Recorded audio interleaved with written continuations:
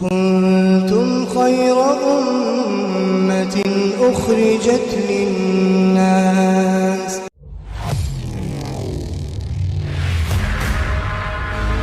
نحمده ونصلي على رسوله الكريم اما بعد اعوذ بالله من الشيطان الرجيم بسم الله الرحمن الرحيم وَلَنَبْلُوَنَّكُمْ بِشَيْءٍ مِّنَ الْخَوْفِ وَالْجُوعِ وَنَقْصٍ مِّنَ الْأَمْوَالِ وَالْأَنفُسِ وَالثَّمَرَاتِ وَبَشِّرِ الصَّابِرِينَ۔ پیارے دوستو اور عزیز و ساتھیو، اللہ رب العالمین کا بے حد شکر احسان اور کرم ہے کہ اللہ تعالیٰ نے ہم سب کو ایک عظیم مجلس میں بیٹھنے کی توفیق عطا فرمائی۔ اللہ رب العالمین کو ایسی مجلسیں بے حد پسند ہیں۔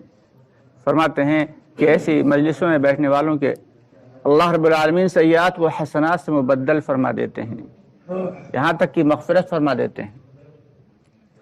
اللہ تعالیٰ ان تمام فضائل کے یقین کے ساتھ ہم سب کو ایسی مجلسوں میں بار بار بیٹھنے کی توفیق عطا فرمائے۔ دوستو، یہاں پر کوئی وعظ و تقریر کرنا مقصد نہیں ہے، بلکہ فکر اور کڑھن کی بات ہے۔ یہاں پہ مذاکرہ کرنا ہے۔ کس بات کا مذاکرہ کرنا ہے؟ کہ کیسے ہماری زندگی میں دین آ جائے اور کیسے رہنے والے ہر ایک کچے پکے گھر میں دین اور دین کی محنت والے اعمال کیسے زندہ ہو جائیں۔ دوستو، اسی بات کی فکر ہے۔ دعوت والا کام کوئی آج کا کام نہیں ہے، بلکہ حضرت آدم علیہ نبینا علیہ السلام سے لے کے حضرت محمد مصطفیٰ صلی اللہ علیہ وسلم تک جتنے بھی دنیا میں انبیاء کرام آئے، ہر نبی کی اسی بات کی فکر ہوتی تھی کہ کیسے اللہ کے بندوں کا تعلق اللہ سے جڑ جائے۔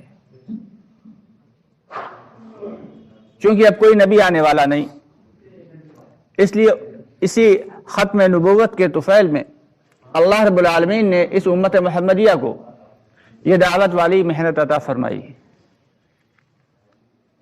کہ اگر امت کو ایسے تو چھوڑ نہیں دینا تھا، گویا کہ امت کے ساتھ ظلم ہو جاتا۔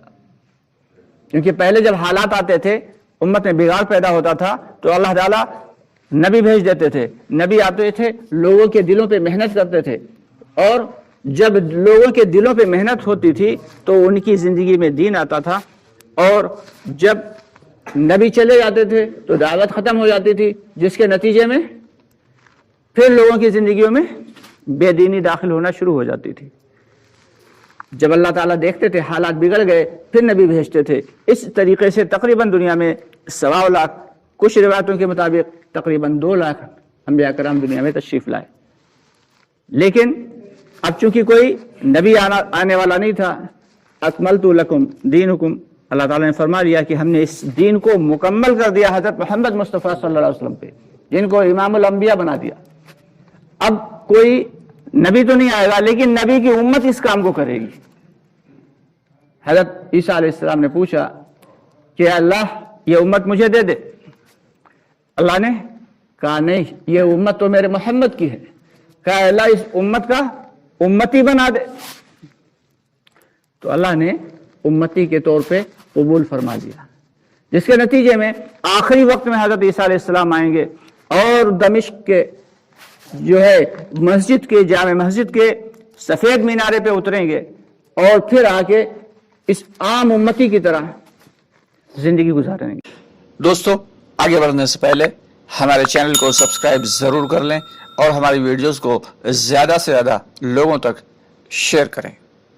اس لیے بہت غور خوض کرنے کی دوستو بات ہے کہ ہم جو امت محمدیہ کو اتنی زیادہ اللہ تعالیٰ نے فوقیت دے دی ساری امتوں پہ، کہ جب تک حضرت محمد مصطفیٰ صلی اللہ علیہ وسلم جنت میں داخل نہ ہو جائیں، تمام لوگوں پہ، دنیا کے تمام، چاہے وہ انبیاء ہی کیوں نہ ہوں، جنت حرام ہے۔ اور جب تک امت محمدیہ داخل نہ ہو جائے، تب تک باقی امت جو پچھلی 1.25 لاکھ امتیں یا 2 لاکھ امتیں آ چکی، کوئی نہیں جا سکتی۔ امت محمدیہ پہلے جائے گی۔ آخر پہلے کیوں جائے گی؟ کوئی سرخاب کے پر نہیں لگے ہیں۔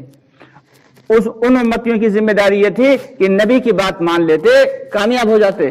ہماری یہ ذمہ داری ہے کہ ہم نبی کی بات مانیں بھی اور اس کی دعوت بھی دیں۔ زندگی میں دین کو لانے کے لیے، دل میں ایمان کو لانے کے لیے دعوت دینا دوستو شرط ہے۔ یہ ایمان جو ہے اس کی خاصیت یہ ہے کہ ہر چیز کے ملنے کی ایک جگہ ہوا کرتی ہے. آپ کو اگر کرانے کے سامان چاہیے تو وہ کریانے کی دکان پہ جانا پڑے گا. اسپورٹس کا سامان چاہیے اسپورٹس کی دکان پہ جانا پڑے گا. کپڑے کا سامان چاہیے کپڑا چاہیے تو کپڑے کی دکان پہ جانا ہوگا. ایمان اگر چاہیے تو اللہ کے راستے میں جان مال وقت لگانا ہی پڑے گا. شرطیہ تو یہ ہماری زندگی میں ایمان کیسے آ جائے, ہمارے دین کیسے آ جائے اور ہمارے دلوں کے اندر ایمان کیسے آ جائے.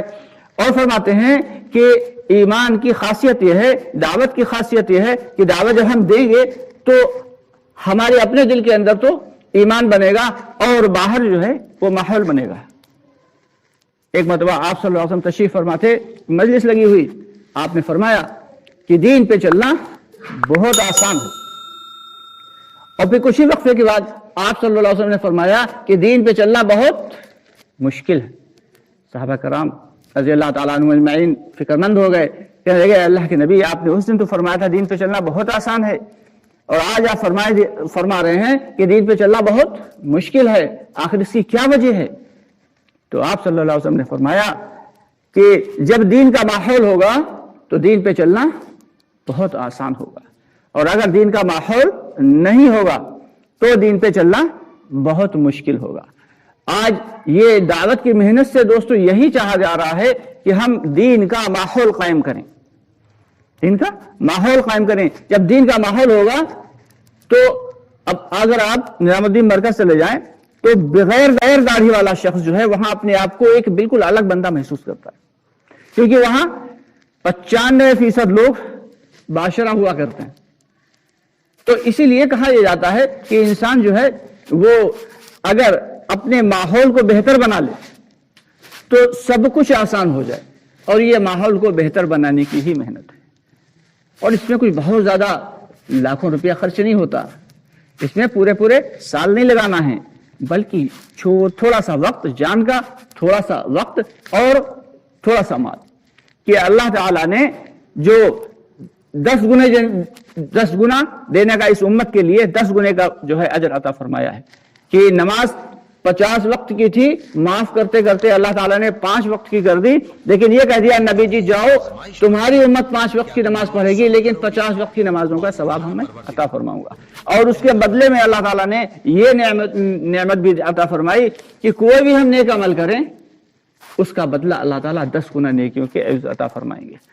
تو اگر 3 دن مہینے کے 3 دن لگاتے ہیں ہم اللہ کے راستے میں, 27 دن تو خوب کاروبار کریں, جائز طریقے سے ملازمت پہ جائیں, بزنس کریں, سب کچھ کریں, لیکن اگر 3 دن اللہ کے راستے میں لگا دیں گے تو اللہ تعالیٰ ثواب کتنے دن کا عطا فرمائیں گے؟ 30 دن کا دوستو عطا فرمائیں گے. اور 27 دن جو ہم نے کمایا ہے وہ ہم آرام سے, ہمیں یقین بنانا پڑے گا کہ جو رب العالمین 30 دن کی روزی ہمیں 30 دن میں عطا فرما سکتا ہے, وہی رب العالمین 30 دن کی روزی ہمیں 27 دن میں بھی عطا فرمانے پہ قادر ہے. یہ یقین بنانا پڑے گا. اور جب نکلیں گے پھر اللہ کی مدد کو دیکھیں گے, کھلی آنکھوں سے دیکھیں گے, تب یقین بنے گا اور ایمان بنے گا. دوستو یہ کسی کا گھر چھڑانا مقصد نہیں ہے, دعوت کی محنت سے کسی کا گھر چھڑانا مقصد نہیں ہے, کسی کا کاروبار چھڑانا مقصد نہیں ہے, کسی کے بیوی بچے چھڑانا مقصد نہیں ہے. قربانیاں تو وہ دے گئے, جو پتھر ابالنے والے تھے وہ دے چکے قربانی. ہم لوگ تو بہت آسانی کے ساتھ اس کام کو کر سکتے ہیں, بہت ہی آسانی کے ساتھ. بہت اللہ تعالیٰ نے علماء کرام پہ ایسا کھول دیا, ہمارے اکابرین پہ ایسا کھول دیا اس کام کو کہ بہت ایزیلی ہمارے سامنے پیش کر دیا کہ بہت آسانی کے ساتھ ہم اس کام کو کر سکتے ہیں. اگر ابھی بھی ہم نہیں کر رہے ہیں تو یہ نہایت افسوس کا مقام ہے. اور پھر ہم کہتے ہیں کہ حالات آ رہے ہیں, تو حالات تو بھائی آئیں گے, حالات تو آئیں گے, اس میں کوئی دو رائے ہے ہی نہیں. کہ اللہ تعالیٰ نے صاف صاف قرآن پاک میں فرما دیا وَلَنَبْلُوَنَّكُمْ بِشَيْءٍ مِّنَ الْخَوْفِ وَالْجُوعِ وَنَقْصٍ مِّنَ الْأَمْوَالِ, کہ اللہ تعالیٰ نے فرما دیا ہم تمہیں آزمائیں گے اور بالضرور آزمائیں گے, جیسے تم سے پہلے والوں کو آزمایا. اور کیسے آزمائیں گے کہ کبھی خود تمہیں خوف میں مبتلا کر دیا جائے گا, کہ تمہیں دشمن کا خوف ہوگا, تمہیں فقر و فاقے کا خوف ہوگا, تمہیں حالات کا خوف ہوگا, خوف میں ڈال کے آزمائیں گے، اور فرمایا من الجوع، کبھی بھوک میں مبتلا کر کے آزمائیں گے، کہ کبھی تمہارے اوپر اتنی مشکلات ڈال دیں گے کہ تمہارے پاس کھانے کو نہیں ہوگا۔ صحابہ کرام کو دیکھیں، اصل آزمائش تو صحابہ کرام کے ساتھ تھی۔ شعب بن ابی طالب میں 3 سال قید رہے، کھانے کو کچھ نہیں، کھانے کے لیے کچھ نہیں۔ صحابہ کرام فرماتے ہیں ہم لوگ پیڑ کے چھال اور پیڑ کے پتے چباتے تھے، اور بیت الخلاء میں جاتے تھے تو مینگنیاں ہوتی تھی۔ یہ حالات تھے ان کے، غور تو کریں۔ ایک صحابی فرماتے ہیں اسی دوران کا واقعہ کہ میں اٹھا، پیٹ میں مروڑ اٹھ رہی تھی، بھوک کے مارے برا حال تھا، مجھے استنجے کی جو ہے ضرورت ہوئی، میں استنجا، رات کا وقت تھا، میں استنجا کرنے گیا اور بھوک کے مارے بے حال تھا۔ پڑوس میں دیکھا ایک چمڑے کا ٹکڑا پڑا ہوا تھا، اسے اٹھایا، جلایا، اس کی راکھ کو پھانکا اور پانی پی لیا۔ تو دوستو قربانی تو یہ تھی، ہم لوگ کیا قربانی؟ آزمائش تو وہ تھی، ہماری کیا آزمائش ہے؟ چھوٹی سی پریشانی آ گئی، ہم گھبرا جاتے ہیں، پریشان ہو جاتے ہیں۔ دوستو آزمائش تو اسی لیے آتی ہے کہ اللہ رب العالمین ہمیں ہمارے جو ہے مرتبے کو اونچا کرنا چاہتے ہیں، بلند کرنا چاہتے ہیں، لیکن ہم پریشانیوں پہ گھبرا کے اور بیٹھ جاتے ہیں۔ تو اس لیے ہم سب کی ذمہ داری یہ ہے کہ ہم اس دعوت کی محنت کو باقاعدگی سے پکڑیں، اور تھوڑا ہی عمل کیوں نہ کریں لیکن استقامت کے ساتھ کریں اور یقین کے ساتھ کریں کہ یہ کام جو ہے حق ہے، سچ ہے۔ انبیاء کرام رضی اللہ تعالیٰ عنہ اجمعین نے اس کام کو کیا ہے، اور اللہ تعالیٰ نے ان کے درجات کو بلند کیا ہے۔ ہم بھی اس کام کو کریں گے، اللہ تعالیٰ دوسروں کے مقابلے میں ہمارے بھی درجات کو بلند کریں گے نا سب لوگ انشاءاللہ۔